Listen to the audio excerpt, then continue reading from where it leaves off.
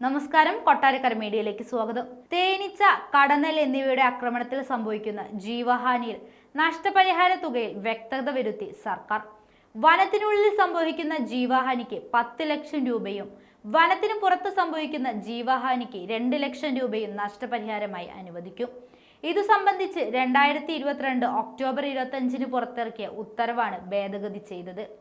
25/10/2022 മുതൽ മുൻകാല പ്രാബല്യത്തോടെയാണ് ഭേദഗതി. വന്യജീവികളുടെ ആക്രമണത്തിൽ ജീവഹാനി സംഭവിച്ചാലാണ് 10 ലക്ഷം രൂപ നഷ്ടപരിഹാരം. തേനീച്ച, കടന്നൽ കുത്തേറ്റ് മരണപ്പെടുന്നവരുടെ ആശ്രിതർക്കും ഈ നിരക്കിൽ നഷ്ടപരിഹാരം നൽകുമെന്നായിരുന്നു മന്ത്രിസഭാ ഉത്തരവ്. ഇതിലാണ് ഇപ്പോൾ ഭേദഗതി വരുത്തിയത്.